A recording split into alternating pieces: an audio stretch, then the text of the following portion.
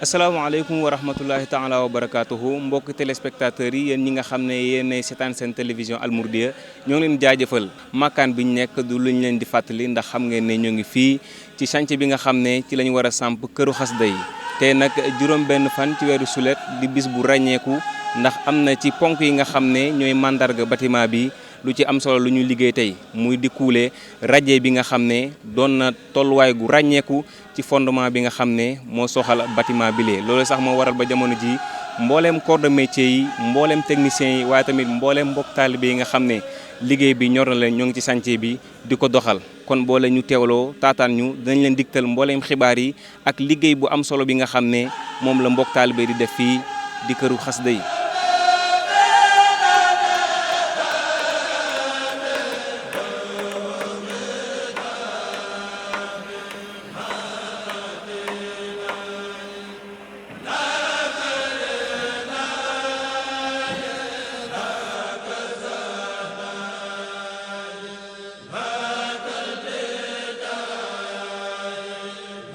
di juróom benn fan ci weeru sulet mu mel ni am na benn jéego boo xam ne liggéey bi séq na ko ndax kat ci biir fondation yi tey lañu war a kuule rajo bi lu mu doon ak ban dayo lay am ci jëmm bâtiment bi nga xam ne moo di këru xasida. waaw kon ni nga ko waxee kon tey day bis bu daanaka bis bu ràññeeku ci ñun buñ ko tàmbalee bi ñu defee tuuti historique nag dañuy gis ne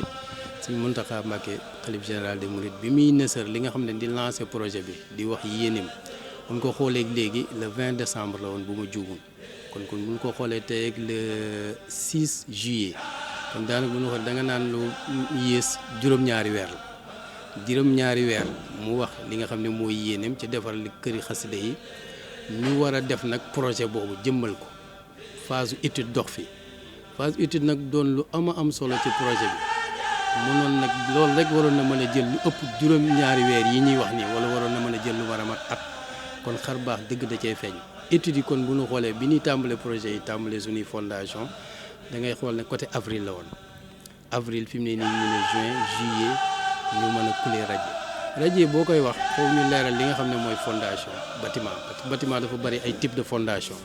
am na ci fondation ñun li nga xam ne mooy li ñu concerné dañ ci am ñaari type de fondation muy fondation yoo xam ne ay semelles isolées la maanaam yoo xam ne ay semelles yu benn lay doon ak ay poteaux yi jóg ci kawam. am nag li ci ràññiku mu doon li nga xam ne mooy radier général kon ñun ñaari type de fondation yooyu leen boole ci benn bâtiment loolu it dimension projet bi bu ñu xoolee suñ surface bâti emprise du bâtiment bi day toll ci lu toll ay 1900 mètres carrés kon loolu benn xaaj bi daanaka liñ jël lu toll ak 900 mètres carrés moom moo doon sous-sol bi it ñu defar ko mu doon loo xam ne fa leen bëgg a def lu jëm ci wàllu imprimerie bi kon yeneen partie yi nga xam ne moom dafa seq tamit bâtiment ba tey lu jëm ci auditorium bi am partie boo xam ne séjour xalif leen ko tuddee ak ay salon d'honneur ay salle d'attente yu fa nekk am partie boo xam ne ay salle manuscrit kon loolu bokkul ci sous-sol bi boobu boo xoolee partie yooyu moo am li ñuy naan ay semelles isolées yi tamit ni lim nii da ngay gis ne kon daanaka ñeenti bâtiment yu ñu dajale auditorium bi dafa mel ni lu beru séjour xalif bi ak salon d'honneur yi ak salle d'attente yi nekk beru beneen bâtiment côté bi nga xam ne tam moo jëm ci salle manuscrit yi ak sortie arrière bi kon loolu doonaat beneen ñetti bâtiment léegi nag mu am bâtiment central bi xam ne loolu moom kon mooy sous-sol bi kon noonu la tënkee yooyu yëpp tamit dafa am li ñuy naan ay joints de rupture maanaam ñeenti bâtiment yooyu yëpp dañoo mel ni lu taqaloo mais jotewuñu dara ci fondation yi ba ca kaw lépp dañoo séparé wu kon loolu moom bu ñu xoolee kon bâtiment central bi loolu moom moo jëm li jël en compte muy sous-sol bi kon semelles isolées yi ñu doon wax boo leen ko xoolee seen image yi dina ko génne semelles isolées yi bari na ci yoo xam ne day doon li naan ay semelles excentrées ndaxte kon ni ñu ko leeralee léegi bâtiment yi dañoo taqaloo ci bokkuñu kon semelles it ni muy taxawee day laaj li naan ay longueurs de redressement kon bari na ci li wër bâtiment central bi yëpp semelles yi ci ëpp dafa doon ay semelles yoo xam ne ay semelles excentrées la mu jël ay longueurs de redressement am ci yoo xam ne tamit beneen technique la ko ingénieur bi liggéeyee ndax ay contraintes yi ne amoon ci radier bi nga xam ne dafa am talon radier bi jëmmu bâtiment bi voile bi buñ ko jëlee da ci am loo xam ne da koy génne da koy déborder pour taxawaay bi gën a dëgër am na talon yoo xam ne dafa wër ci périphérie bi lu tolloog 1 mètre am conflit boo xam ne semelle excentrée yi ak radier yooyu da doon exiger ñu décaler yenn semelles yi nga xam ne bu ñu defee après suñu amorce poteau ci longrine yi lay am ay longrine yoo xam ne day doon longrine console mu jël ay départ poteau kon ñaari technique yooyu yëpp ingénieurs yi utiliser nañ ko yenn yi ay semelles excentrées yu ànd ak ay longrine de redressement yeneen yi doon ay semelles yoo xam ne dañ koy décaler après ci kaw mu am ay longrine console mu mën a jël ay départ poteau kon loolu tamit ñi ngi ciy saluer ingéniosité bi nga xam ne wane nañ ko ci sunu bureau d'études yi ci délai bu gàtt boobu yëpp amaguñu plan yëpp sax waaye ñi ngi leen di sonal nañ leen trop ci exiger chaque fois fu ñu ci toll fu ne ñu adapté wu par rapport ak besoins yi reprendre calculer s'il le faut pour defal ñu li ñu bëgg kon bu dee ci wàllu tënk ci wàllu fondation kon ñaari type yooyu la bu ñu ñëwee nag après mën nañ gën a leeral bu ci nekk dans les détails li nga xam ne moom moo ci aju. ràññeeku na ci mooy radier bi nga tudd sànq bu bokkut ak semelles yi ak yi nga xam ne ñu nekk excentré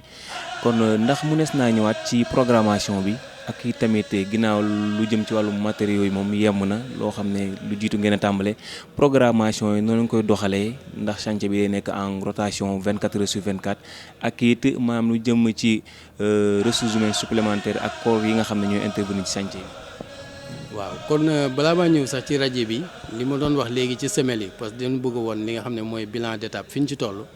ñu xam évolution chantier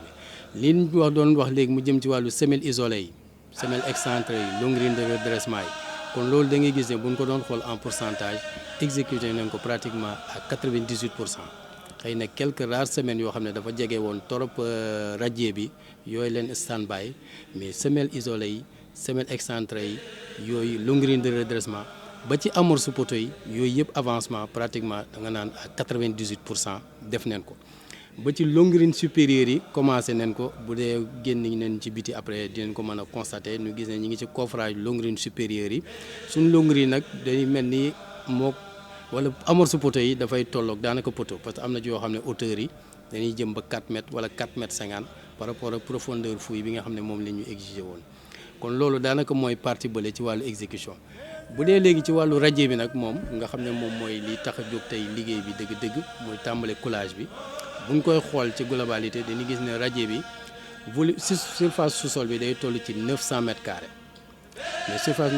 surface sous-sol boobu ni ma ko waxee ci wàllu conception ci radier bi dafay am talon dafa am ay débords yoo xam ne dafa génn voile yi renforcer ci biti kon loolu bu ñu xoolee surface bi radier bi globalement dafay tolloog 1100 mètres carrés loolu ci wàllu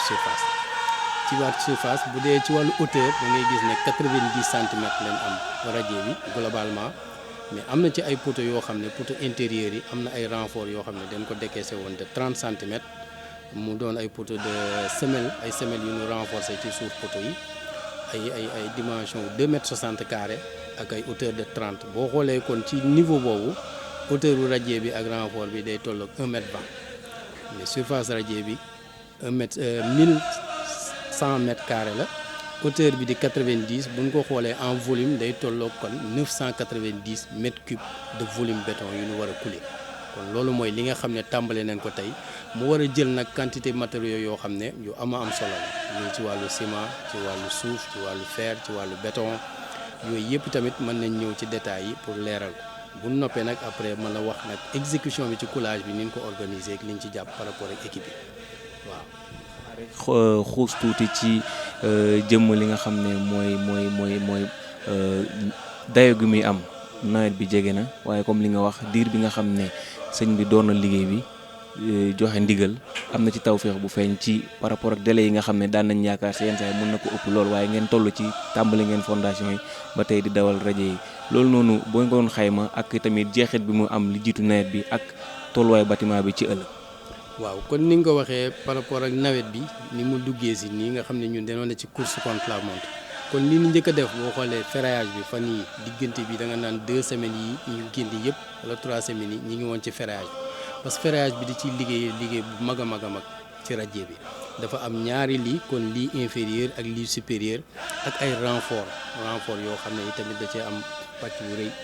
bu dee ci wàllu ferraillage bi da ngay gis ne lii inférieur ak lii supérieur yi yëpp ñaari napp yëpp nappe inférieure nappe supérieure bi yëpp ay fer de vin la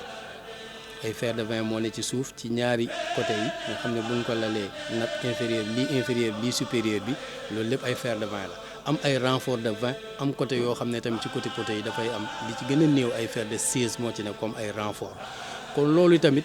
liggéey la woon boo xam ne waaye biñ ko njëkkee def ba nga xam ne lii périphérie bi dañ ko njëkk a sécuriser maanaam ñàkk ko ci ay coffrage yoo xam ne da ngay gis ne hauteur radier bi bu dee 1m90 la ñun def nañ coffrage yoo xam ne moo wër radier bi yëpp hauteur 1m20 nga xam ne bu doon taw ba am sax ay affaissement suuf si bu wàccee tamit mënutuloon dugg ci biir bu tawee ndox bi wàcc ci digg bi rek mooy mën a wàcc kon boobaa dañuy sécuriser complètement suñu coffrage nga xam ne dara mënatu ko dugg di ko affecté kon loolu mooy liggéey bi njëkk bi nga xam ne def nañ ko waaye mu am tamit beneen fànn boo xam ne moo jëm ci wàllu réservation yi ni war a def par rapport ak lot technique yi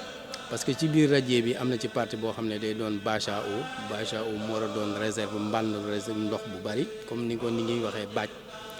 benn baaj bu mag boo xam ne dañ koy am ci suufu rampe bi kon loolu yi tamit da ci am liggéey boo xam ne moom moo ci aju ak distribution bi war a am pour li wàllu sécurité incendie te day am réseau RIA yoo xam ne mooy réseau incendie armé ñoo xam ne dañ koy waajal nga xam ne bu amoon ñaan ñu ko yàlla bu amoon lu mel noonu day am ay raccords yoo xam ne dañ koy xëcc rek mu nekk sous pression day mel ni genre bouche d'incendie yi ni installé mais ñun ci biir bâtiment bi ci niveau sous-sol niveau yëpp day am ay réseau boo xam ne noonu lay def alimentation bi nag day jóge ci bâche à eau bi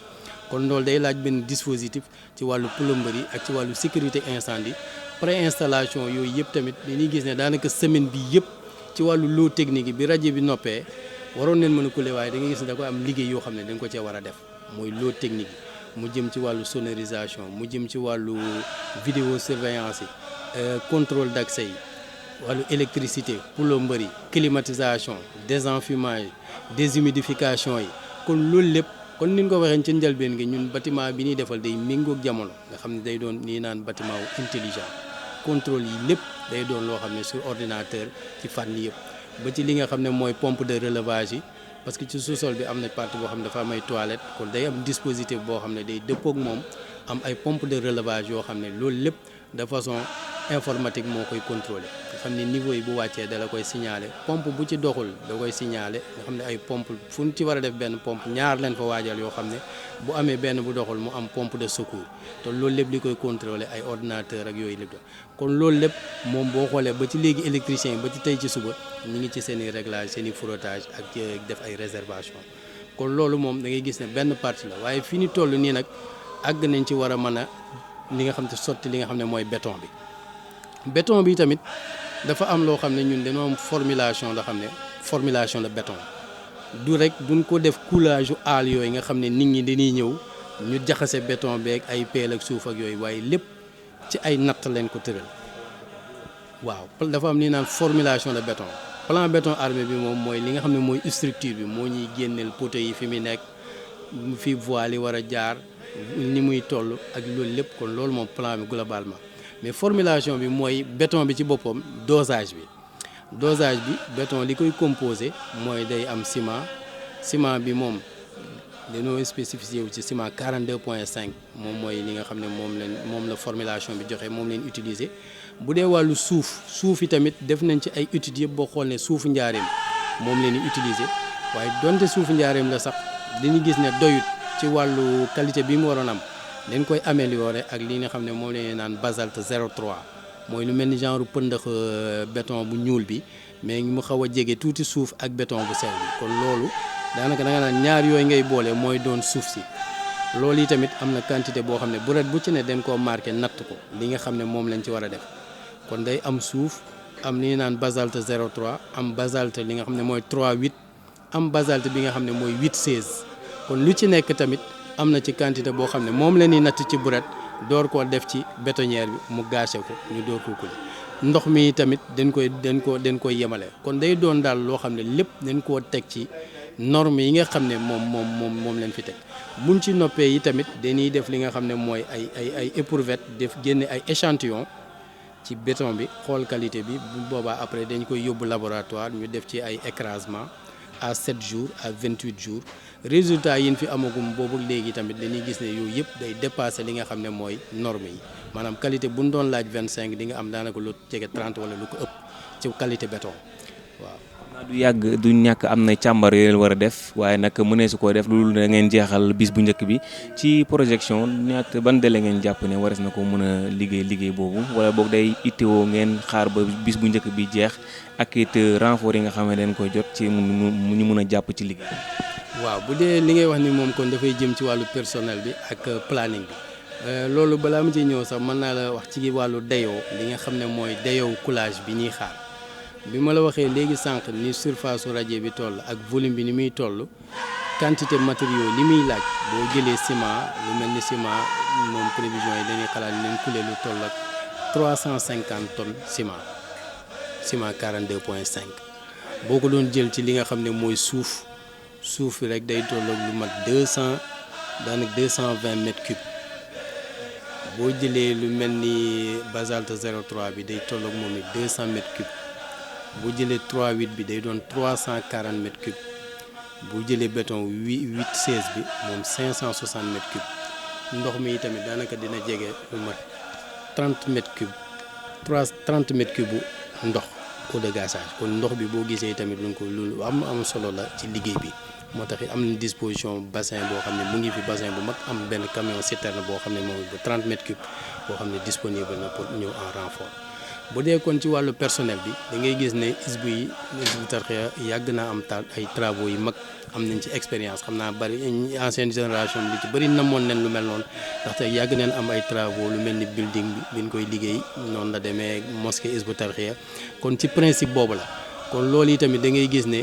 ñëw neen waaye expérience bi pas-pas bi yokku na waaye expérience bi tamit yokku na ci fànn googu. kon da ngay gis ne équipe bu waa Touba ñoom ñi ni prévoir 2 jours yi kon ñoom ñoo jël engagement ñëw renforcer li nga xam ne mooy effectif bi fi newoon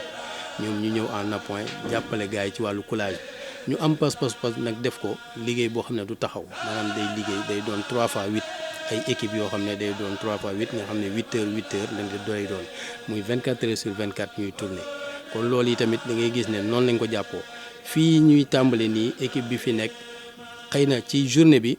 tàmbale bi dina xaw a am tuuti ay gàllankoor le temps ñuy jël rythme bi ak yooyu yëpp waaye jàpp nañ ne ci biir semaine bi lépp incha allah dinañ ko war a mën a matal te gis nañ ne bari na ci ay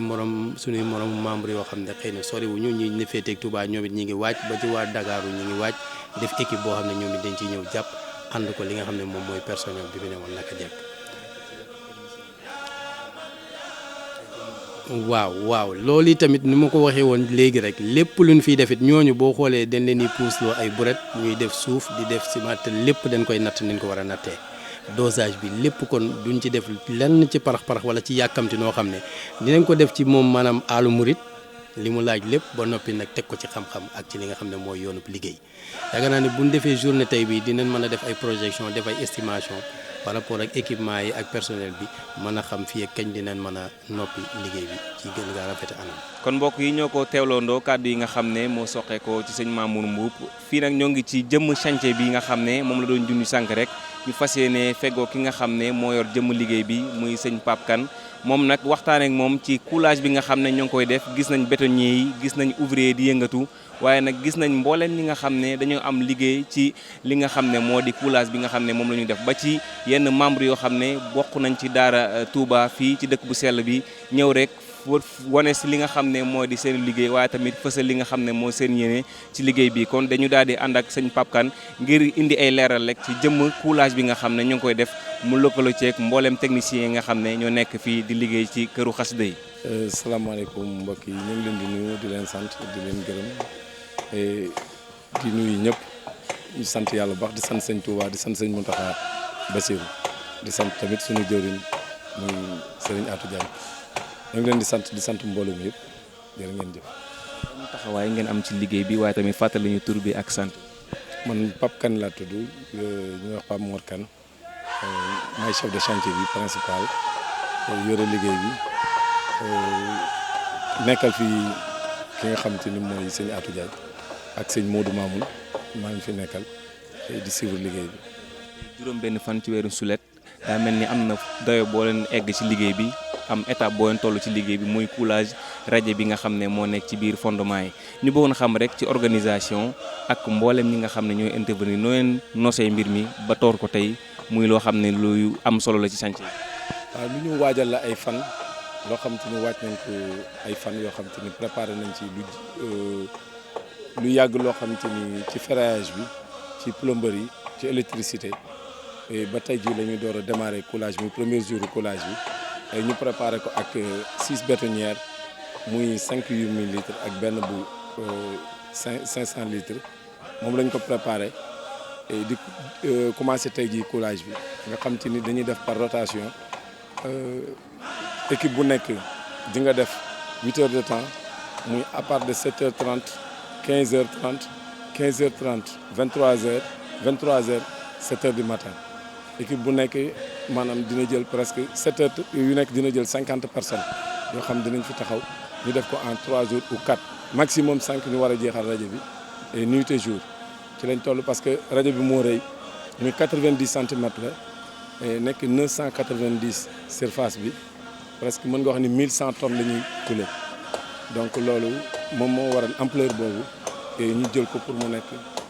4 ou 5 jours de coulage. gis nañ ci wetu feeraay yi ay mbokki taalibe yoo xam ne teew nañ ci liggéey bi ngir jàpp ci ngir barkeelu ci loolu ban doy lay am ci jéego yi nga xam ne chantier bi war na koo def rawatina coulage bi nga xam ne moo jëm ci rajo bi. waaw soo gisee loolu kuy wax Hizbut Tarqiyyah da nga xam organisation boobu moo am tey jii moom moo ñu may sax ñu am sañ-sañu mën a jël 5 jours de coulage yoo xam ne da nekk en rotation ndax li ñuy liggéeyal Sëñ Tuubaa jaral na leen jaral goo xam te ni tey jii moo bàyyi ñëpp bàyyi seen i yite ñëw taxaw ànd ak ñun ñu fas yéene couler ngir jëmi Sëñ Tuubaa moo waral ñun ñëpp ñu taxaw fi seen laxasaay ñu koy rafetlu nag di ci ànd ak ñoom ndax tey jii bëgg Sëñ Tuubaa moom boo ko bëggee gis ak ñëwal fii ndax da nga gis ñëpp dañoo jaayante ngir loolu sotti. ci peggub ouvrier yi nga xam ne naka jekk ñoo ngi ci chantier bi membre daara ji daal nañoo teew nag loolee ngir mën a dooleel liggéey bi nga xam ne moom la ñu def ci bétonnière yi loolee sax moo waral membre daara Touba yi ak daara yi nga xam ne jege nañu dëkk bu sell bi moo xam daara Mbàkke la Bambey Diourbel ba ci Fatick ñoom lañ tànn ci ñaari bés yu njëkk yi loolu nag lu bokkut ak daara yooyu am na ci genn waajtaay goo xam ne administration bi def na ko ngir mboole membre daara Hizbut Tarqiyyah daal di teew rek fësal seenuk yéene ci liggéey bi. kon ni nga ko waxee ci wàllu organisation bi kon coulage bi ku ne xam na ni day coulage bu mag boo xamante ni waajaloon na sax lu mel ni ay tuppi ak ay camion projecteur béton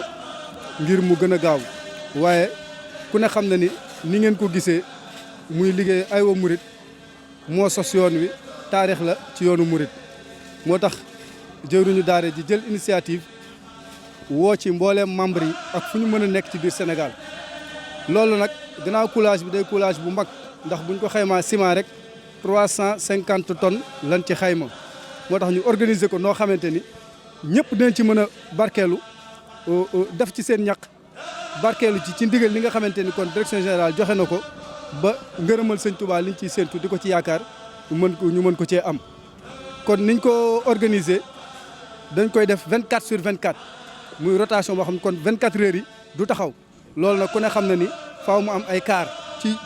ci perspective boobu la sëñ Atou joxe ndigal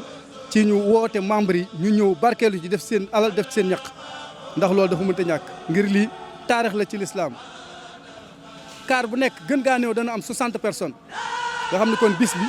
180 personnes yoo xamante ni dañuy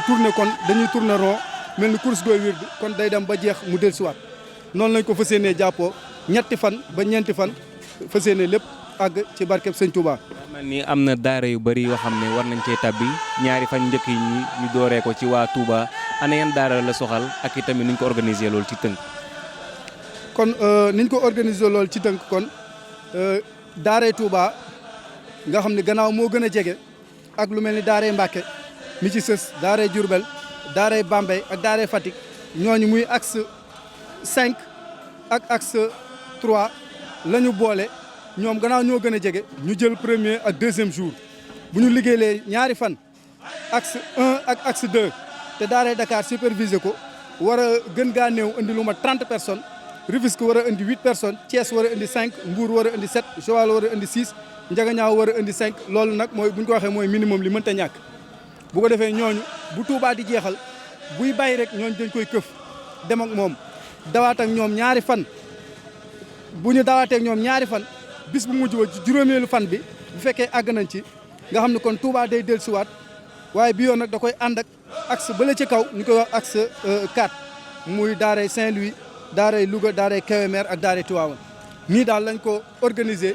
jàpp ni bu ñu ko defee nii ñëpp jàpp ci liñ ci bëgg muy ngërëmal sëñ Touba daan ko ci am ci barkeb Cheikh Khadim loolu rek ñu ngi ñaan ci barkeb sëñ Touba mu àgg ak jàmm ba direction générale ci njiital sëñ Atou jébbal caabi ji sëñ Mountakha mu am ci ngërëmal sëñ Touba amaa leen ñu ko ci barkeb sëñ Touba.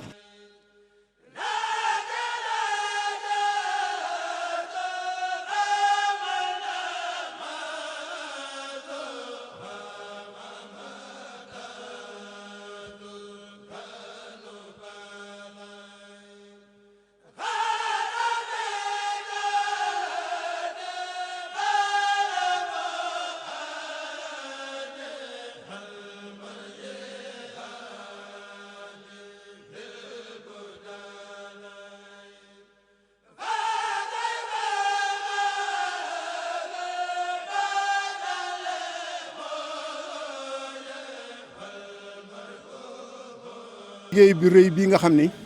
Cheikh Mouhamadou Mountakha xalifa général des Mourides moo ko sas sëriñ Atou Diagne mu ànd ko Hizbut Tarqiyyah gépp gis nañ ni première coulage bi nga xam ne def nañ ko mboolem murid yi takku nañu dañ fay yendu te fas yéene fa fanaan ba bët set bu jeexut ñu enchaîné ci yeneen bi seet ci topp ginnaaw loolu mu daal di ubbi bunt yi nag ndax xatalu ko yoon sëñ Tuubaa la ñëpp ci lañ bokk daal di woo murid yëpp boo seetloo di nga fi gis ñu bari ñoo xam ne duñu ay membre am na sax ñoo xam ne dañ leen a jël di leen fay ñu liggéey waaye membre yi ci seen biir ñoo ko rax équipe bii fi yendu beneen équipe bu tàkkusaane dinañ fi ñëw fanaan fi beneen équipe dinañ ñëwaat 11h ci guddi fanaan ba bët set ndax lu toll ni xasiday Sëriñ Tuubaa yeeg ni mu màggeeg ni mu baree kenn xamul lu mu toll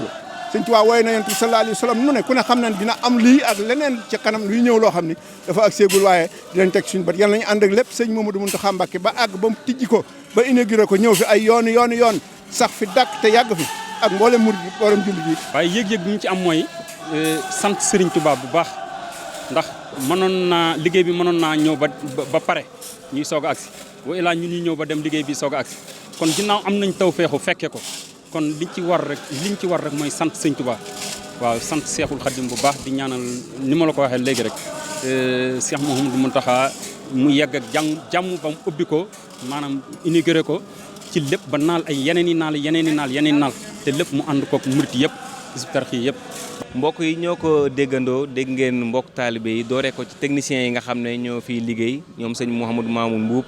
ñoom sëñ Pape Kane ak mbooleem ñi nga xam ne dañoo intervenir ba ci organisation bi ci biir daara ji loolu lépp ngir mën a taxawu liggéey bi nga xam ne benn ponk la waaye ponk bu am solo ci jëmm tabax bi nga xam ne ñoo ngi koy tabax këru xasida yi di ndigal wu soqeekoo ci xalif général des Mourides. ci diirum juróomi fan nag jàpp nañ ne ay équipe nañ fi teew lu bokkut ak ñi nga xam ne ñoo fi nekk des techniciens naka jekk ngir rek fësal seenug yéene waaye tamit wuy si ci ndigal li nga xam ne soqeekoo na seen kilifa muy ki nga xam ne moo di jëwriñ daara ji Serigne Atou Diagne ñoo ngi leen di jaajëfal bu baax a baax seen teewlu di leen dig daja ci yeneen jotaay yoo xam ne day soxal kuru xasaayat gi waaye tamit yeneen yoo xam ne day soxal programme yi nga xam ne mooy seen télévision Al Mouridiyyah